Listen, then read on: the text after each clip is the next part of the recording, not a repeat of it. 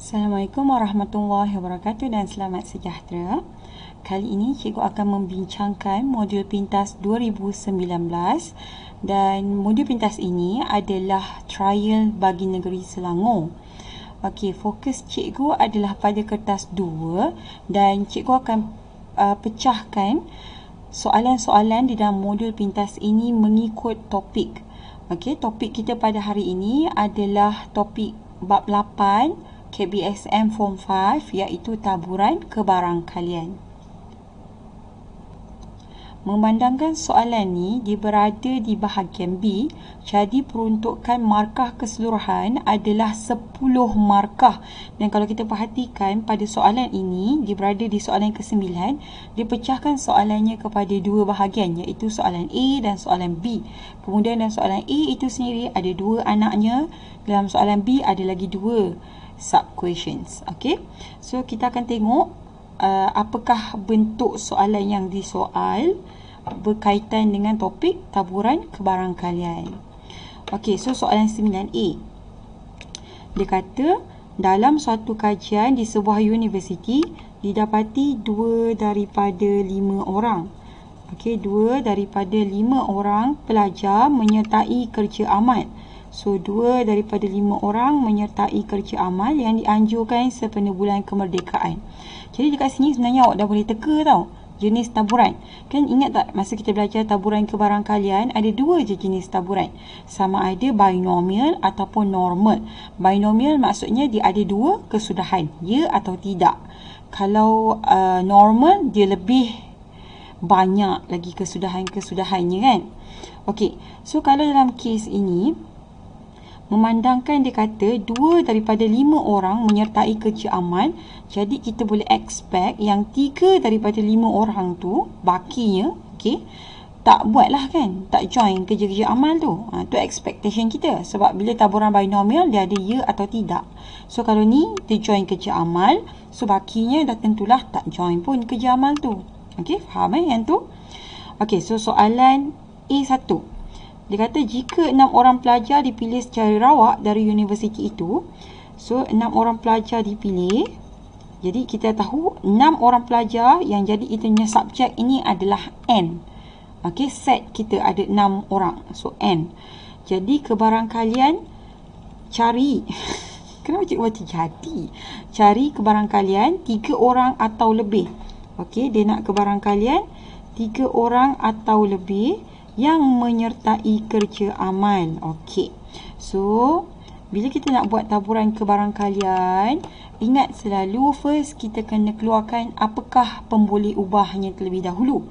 Okey. So, kita tahu dalam taburan kebarangkalian ni pemboleh ubah adalah X. So, apakah X? X, kita tengok soalan, dia kata menyertai kerja amal.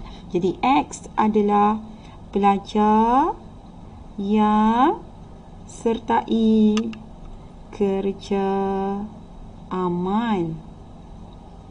Okey. Nampak X adalah pelajar yang sertai kerja amal. So lepas tu kita nak keluarkan apa? Kita keluarkan P. Kita keluarkan Q. Apakah P dan Q? P adalah kebarangkalian yang menyokong pemboleh ubah. Q adalah sebaliknya. Okey, dalam kes kita P ni 2 daripada 5 orang. Jadi dia adalah 2/5. Q bakinya, so 3/5 kan, 2 daripada 5 orang. Okey, bila 2 orang dah sertai kerja amal, so kita ada baki lagi 3 orang. Jadi 3 daripada 5 orang tu yang tak join lah kebarangkalian untuk Q. So kebarangkalian ni biasanya kita akan buat dalam bentuk perpuluhan. Jadi kita boleh ubah terus 2/5. Okey, 2/5 awak terus ubah dalam bentuk perpuluhan, iaitu awak tekanlah dekat sini, dapat 0.4. Jadi sini awak buat sama dengan 0.4. Okey, untuk Q pula 3/5. Allah, kenapa cikgu buat 35? Okey, 3/5. So dalam perpuluhan 0.6. Okey, kalau awak tambahkan 0.4 dengan 0.6, awak dah dapat 1. So memang cantik lah, sebab kebarangkalian penuh untuk taburan binomial adalah 1. Okey, then dekat sini pada waktu awak dah dapat nilai kebarangkalian untuk P dan kebarangkalian untuk Q, awak telah pun mendapat 1 markah. Okey, so kita sambung. Apa yang kita nak? Dia kata kebarangkalian 3 orang atau lebih menyertai kerja amal. Maksudnya awak kena cari, okey, kebarangkalian simbol dia P besar kan? Awak kena cari P besar X, okey, lebih ataupun sama dengan 3 orang. Awak kena cari yang ini. Nampak tak ni? Dia macam familiar dengan satu rumus yang ada, yang diberi dalam SPM, iaitu rumus nombor 11. Okay, nampak tak? P, X sama dengan R. Sama dengan ni boleh je kita ubah jadi lebih besar, kurang daripada kan? So, kita akan pakai rumus ni. Okay, kita akan pakai rumus ni. Namanya rumus ini digunakan dalam taburan kebarangkalian binomial. Okey, so kita akan pakai rumus yang ini. Cikgu akan tulis semula sedikit catatan rumus ni dekat bahagian hujung untuk mudahkan kita punya rujukan. So, cikgu tulis rumus dia dekat sini. Px sama dengan R sama dengan NCR PR QN tolak R. Okey, apa maksud rumus ni? Maksudnya awak cari NCR darab PR darab QN tolak R. N adalah set kita, 6 orang. R, berapa orang yang kita nak? Kalau dalam kes ni, kita nak 3 dan lebih. Okey, sebab R ni adalah bilangan X. X adalah pelajar yang sertai kerja amal. So, berapa orang pelajar? Itu yang R-nya. Okey, P kita dah ada, kebarangkalian yang join. Okey, and then kita kuasakan dengan nilai R. Q adalah kebarangkalian yang tidak join. Kita kuasakan dengan dia punya bilangan baki. Okey, yang tak join itulah. Okey, jadi kalau kita perhatikan dekat sini P, X sama dengan R. Ini X lebih besar ataupun sama dengan 3. Maksudnya apa? Kita kena keluarkan dulu semua kebarangkalian untuk X. Kita senaraikan. Okey, apakah kebarangkalian X kita? So, X kita, bilangan pelajar yang menyertai kerja amal, boleh jadi, sebab dia start daripada 3 kan? Boleh jadi 3 orang. Okey, total ada 6 orang ni. Boleh jadi 4 orang. 5 orang ataupun 6 orang. Nampak tak? Okey. Jadi, PX lebih besar daripada 3 ini, untuk gunakan rumus binomial, so kita boleh pecahkan dia jadi PX sama dengan 3 tambah PX sama dengan 4 tambah PX sama dengan 5 tambah PX sama dengan 6. Okey, awak berjaya develop rumus yang ini, awak akan dapat lagi 1 markah. Okey, nampak macam panjangnya nak kena buat satu-satu. Sebenarnya boleh terus tekan kalkulator. Boleh terus tekan kalkulator. Okey, kita ada teknologi. So, sebab kalau kita tunjuk penyalaan kerja satu-satu, kita tak dapat markah pun kat situ. Markah dia yang seterusnya adalah pada jawapan dia yang terakhir. Okey, so kita boleh terus keluar ni pakai NCR. Okey, so kita start. Cikgu akan tunjukkan untuk PX3. Okey, PX3 adalah NCR. So, N kita 6. Betul? Okey, C. Macam mana kita nak cari C? Okey, PX3 nampak tak? Ngam-ngam kan? PX3, kita pakai rumus ni. Nampak? Kalkulator cikgu yang tak berapa nak nampak. Gitu. Nampak? Okey. So, 6 shift C. Okey, kita akan bahagian-bahagi, akan keluar C. Kita pilih berapa orang tu? 3 orang. NCR, R kita sekarang adalah 3. Okey, so darabkan dengan P kita adalah 0.4 kuasa 3. Okey, awak buat bentuk macam ni tau. Nanti kejap lagi boleh ubah-ubah je. Jangan buat shift kuasa 3. Nanti susah nak edit sebab kalkulator hitam ni dia cerewet sikit. So, darab dengan, and then kita punya Q tadi 0.6. Okey, so darab dengan 0.6 kuasa, yang ni bakinya. Kalau 6 orang student, 3 orang dah ikut kerja amal, so baki lagi 3. Kan?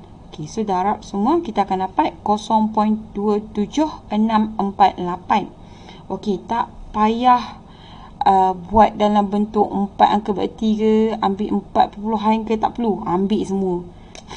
Ambil semua. Okey, sebab tak panjang mana pun. Kalau awak nak jawapan awak precise, betul, cantik macam skema, so ambil semua. Okey, lepas tu sebab ni tak banyak mana. Kalau dia berdiri ujung ke ujung kan, dan yang tu awak terus ambil 4 angka bererti, ataupun selalu cikgu buat, cikgu lebihkan 1.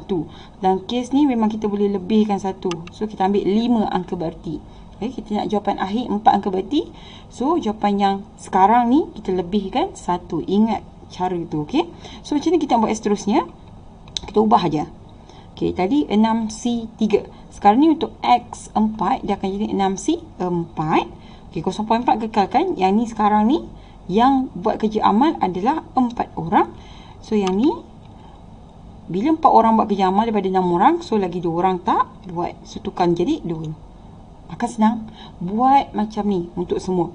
Okey, so yang ni kita dapat 0.13824. Okey, 5 angka berarti. And then tukar lagi, tukar kali ni tukar kepada 5 pula. 6C5.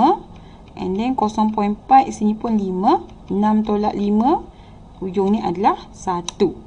So kita dapat 0.036864. Okey, 5 angka berarti. So 0.036864 tambah. Okey, last kali bila semua orang join kerja amal. So 6C6. Okey, 6C6. Lepas tu 0.4 kuasa 6. 0.6 ni kuasa sifar. Okey, so kita dapat selalu student ada problem nak ubah benda ni dalam bentuk 0.0000. Tak tahu nak letak berapa kosong.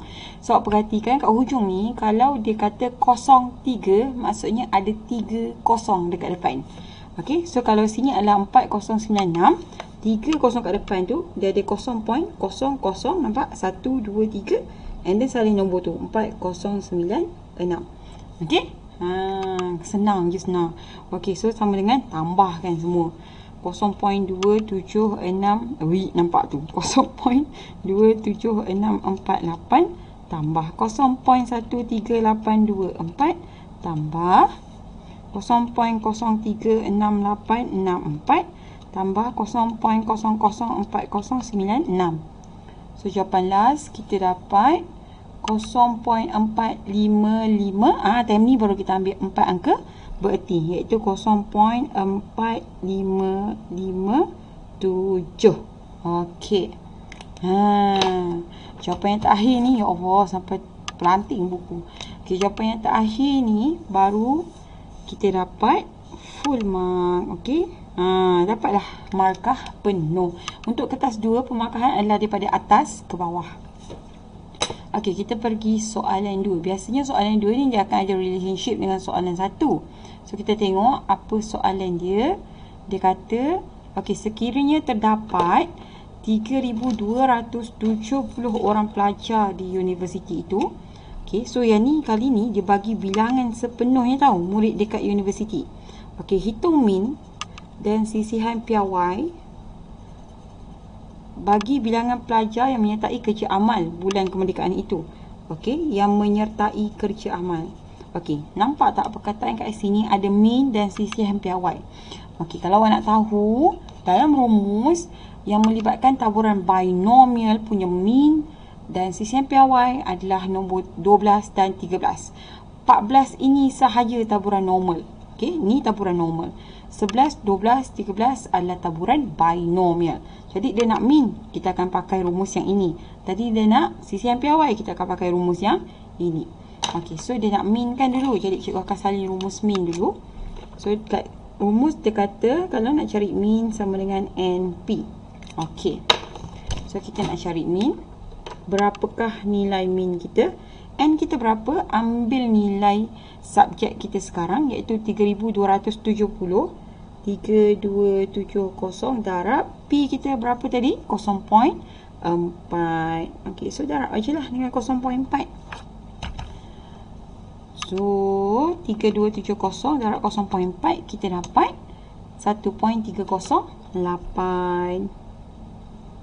Okey, dah siap. Jadi di sini dapat lagi satu markah.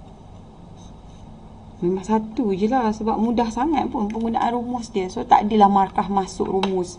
Kalau biasanya kalau soalan tu panjang jalan kecilnya kan, so masuk rumus akan ada satu markah. And then CCM PY. Okey, rumus CCM PY tadi mana? Ini kan. Yang nombor 13 ni. CCM PY sama dengan cert NPQ. So, cikgu akan tulis balik. Dia kata CCM PY sama dengan cert NPQ. Okey. So, cikgu dah tulis. Cikgu kira je lah sekarang kan. Okey, nak cek CCM PY sama dengan. Oh, cert tu nanti dulu sebab N ni nampaknya panjang. 3270. Okey, darab dengan P kita 0.4. Okey, Q kita 0.6. And then cert. Okey, cert. Nampak macam tak semenggah pula. Okey, 3270 darab berapa? 0.4 darab 0.6. Betul ke? Tak nampaklah silau. 0.6. Okey, so kita dapat jawapan dia 784.8. Okey, and then jangan lupa setkan. So kita akan dapat jawapan akhir 28.01. 4 angka berarti. Okey, sama dengan 28.01.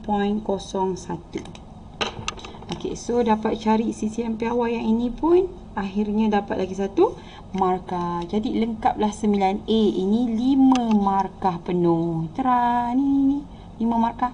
1, 2, 3, 4, 5. Senang kan? Senang gila. Pakai rumus je. Faham betul-betul soalan. Okey, baki soalan yang membawa kepada 5 markah yang seterusnya adalah soalan 9B. Okey, so soalan 9B. Dalam suatu kajian didapati berat sekotak barangan di sebuah pusat pengumpulan pos laju mempunyai taburan normal. Nampak dia soal dua-dua. Atas tadi taburan binomial, bawah ni taburan normal. Okey, so dia bagi minnya 10 kg, variance-nya 16 kg. Maksudnya tahu tak, kita punya taburan normal kan kita ada dia punya tata tanda dia kan. Okey, X ni dia punya pemuli ubah. Okey, menghampiri normal. Dan keadaan, okay, minnya 10, variance dia 16. Ini kena tahu tulis. Manalah tahu tiba-tiba SPM dia tanya. Ingat tak tahun lepas punya SPM, dia ada tanya asas, betul-betul asas punya soalan pasal indeks. 2 markah. Okay, dia tanya per kali berapa, indeksnya berapa. Simple je soalan tu. Okay, so kita tak tahu kalau mungkin ada keluar soalan yang simple-simple macam ni kan. Okay, so kita tulis. And then sebab ini variance. Okey, ini adalah bacaan variance. Dalam kiraan, selalu kita akan pakai standard deviation ataupun CCM PY. Jadi, kita kira siap-siap. Kalau dia kata variance dia 16, so CCM PY dia adalah berapa? Set 16 ataupun punca kuasa 16. Kita akan dapat 4. Okey, kita tulis saja siap-siap, tak rugi apa pun. Okey, so kita pergi pada soalan 9B1. Dia kata, satu bungkusan diambil secara rawak dari pusat itu. So, dia suruh cari kebarangkalian bungkusan itu mempunyai jisim kurang daripada 13 kilo. Okey, jisim kurang 13 kilo. Okey, oleh sebab dia kata, dia cerita pasal berat sekotak barang, jadi X ini adalah jisim kotak tersebut. Okey, jisim bungkusan lah kita kata. So, X sama dengan jisim bungkusan. Okey. So, dia kata dia nak kebarangkalian jisim kurang daripada 13 kilo. Maksudnya dia nak P, X adalah jisim kurang daripada 13. Macam mana kita nak kira? Okey, kalau dia bagi kebarangkalian taburan normal, memang kita tak boleh kira. Memang tak boleh kira, tetapi kita boleh ubah dia kepada bentuk taburan normal PY. Okey, iaitu yang menggunakan Z score ataupun skor Z. So, kita boleh ubah. Kita nak ubah dia, kita ada rumus, iaitu rumus yang terakhir, rumus nombor 14. Okey, Z sama dengan X tolak min per sisihan PY. Okey, so cikgu akan salin balik rumus tu dekat sebelah sini. Z sama dengan X tolak min per sisihan PY. Okey, so sekarang ni kita akan ubah X ini menjadi Z. Kita akan ubah X tu jadi Z. So, X ini sekarang kita nak ubah dia jadi Z. Jadi, dia sekarang adalah PZ Bila kita nak ubah dia jadi Z, maksudnya nilai di sini kita kena gunakan rumus. So 13 ni ambil, gantikan X.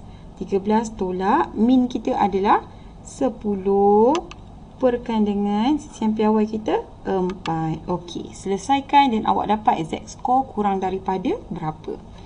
Okey, so kita nak selesaikan yang ini untuk dapatkan Z score kita. So kita buat 13 tolak 10 bahagi 4. Kita dapat 0.75. Okey, kita dapat 0.75. Jadi kita nak cari Z score 0.75. Okey, sekarang ni cikgu nak tanya, ingat tak lagi cara nak pakai kalkulator untuk cari Z score? Okey, cara dia senang je. Awak tekan mod 2 kali, awak dapat SD, awak tekan. Pastikan di atas ni tulis SD. Okey, kemudian awak tekan shift, awak tekan nombor 3. Okey, tekan nombor 3, dia akan keluar PQR. Okey, PQR. Tengok kedudukan dia T ni biar letak P. Kita nak pakai PQR sahaja. P ni kalau seandainya kita punya rantau berlorek pada Z score kita tu berada di sebelah kiri, Q di tengah-tengah, R berada di sebelah kanan. So mahu tak mahu awak kena lorek dulu. Okey, awak kena lorek dulu. So awak buatlah gambar rajah. Okey, sini Z, and then mesti ada graf bell ni, paksi, sifar, sebab Z ni adalah piawai, min dia adalah sifar. Okey, so ni sifar 0.75 duduk kat mana? Sini, agak-agak je, lebih daripada sifar. So dia kata kurang daripada, bila kurang, okey, see, tengok anak panah dia, kurang kan? Kenapa dia pakai color ni? Anak panah dia kan begini kan? So nak tahu dia ke arah mana, tambah je bentuk macam ni. So maksudnya dia ke arah kiri. So loreklah semua di sebelah kiri. Jadi di sebelah sini bila di sebelah kiri, bila awak tekan shift nombor 3, awak akan ambil nombor 1 iaitu P. And then masuk terus nilai Z 0.75. Awak dapat berapa? Awak dapat 0.7734. Ambil 4 angka bererti. So jawapan dia adalah 0.7734. Okey, kita nak jimat masa, jadi tak perlu pakai jadual sebab dalam soalan pun dia tak suruh pun kita pakai jadual. Okey? Dia tak tahu pun sebenarnya kita pakai jadual ke tak pakai jadual. Nampak tak kat situ? Okey, next. Disuruh awak nyatakan ni sebuah bungkusan dalam satu sampel rawak 145 bungkusan yang jisimnya kurang daripada 9.6 kg kepada jisim melebihi 13.6 kg. Okey, cikgu rasa untuk student-student yang biasa-biasa ni kan, kalau tengok soalan ni rasa dia terus tukar soalan lain kot. Nampak macam tricky sikit sebab dia cerita pasal nisbah. Tapi awak kena ingat satu benda kebarangkalian ni kita boleh tukar dia juga dalam bentuk peratus, kita boleh tukar dia juga dalam bentuk nisbah. Okey, contohnya macam tadi kan, kita ada PQ kan. Okey, kita ada PQ mana tadi? Yang ni. Kita ada PQ. Okey, kita ada PQ. So kita boleh tukar je peratus, 40%, 60%. Kebarangkalian, betul tak? And then kita boleh tukar bentuk nisbah juga. P kepada Q iaitu 0.4 kepada 0.6. Kalau nak tukar pada nombor bulat, 4 kepada 6. Nampak tak? Jadi apa idea kita kat sini? Kita perlu selesaikan dulu dia punya kebarangkalian, kemudian kita nisbahkan berdasarkan 145 bungkusan. Okey, kita akan nisbahkan berdasarkan 145 bungkusan. Okey, so sekarang apa kebarangkalian dia nak? Dia kata jisimnya kurang daripada 9.6 kepada ni nanti titik bertindih, jisim melebihi 13.6. Okey, so macam ni. X kita adalah jisim, betul? Sekarang kita nak kebarangkalian. So kita kena cari kebarangkalian untuk X yang kurang daripada 9.6 kepada kebarangkalian X lebih 13.6. Okey, nampak tak kat situ? Okey, so kita buat kaedah yang sama. Kita akan pakai rumus yang ini, okey, untuk ubah daripada X taburan normal kepada taburan normal piawai iaitu Z. Okey, kita akan ubah. Okey, Okey, jadi di sini dia akan jadi P X dulu kan. Tukar je Z. Okey, kurang daripada kekalkan 9.6, ambil tolakkan dengan min. Tolakkan dengan betul, tolakkan dengan min. 10 perkan dengan sisian piawai 4. Okey, kepada P yang ni X tukar kepada Z. Okey, lebih besar kekalkan 13.6, tulis balik. Tolakkan dengan min 10 per sisian piawai dia 4. Okey, macam tu. Nampak Okey, jadi sekarang yang belah sini kita akan buat PZ kurang daripada, so ambil 9.6 tolak 10 bahagi 4. Kita dapat negatif 0.1. Negatif 0.1. Okey, kepada PZ lebih besar daripada 13.6. 13.6 lain, sebut lain tekan ni. Tolak 10 bahagi 4. So kita dapat 0.9. Okey, kita dapat 0.9. Okey, so kita akan gunakan kalkulator untuk dapatkan PZ. Kedua-dua PZ. Okey. Tentukan dulu kawasan dia dekat mana. Lorekkan dulu. Sebab kadang-kadang kalau kita mengagak, kita boleh tersilap. So kita nak elakkan daripada simple mistake ni. Nanti rugi. Okey, so sini Zifa negatif 0.1. So let's say sinilah negatif 0.1. Okey, and then dia ke arah mana? Tengok sini. Dia kurang daripada, so dia ke arah kiri. Jadi dia duduk sini. Kiri Bila kiri kita akan pakai mana? Shift 3 kita akan pakai P. Okey, so terus salin negatif 0.1. Awak akan dapat jawapan dia 0.4602. Okey, ambil 4 angka berarti 0.4602. Okey. Out frame pula. Kepada okey, so kita buat yang sama untuk yang sebelah sini. Kita lukis gambar dulu. Okey, ini Z score. Lepas tu kita buat dia punya graph bell dia. Sini Sifa lebih besar daripada 0.9. Tanda 0.9.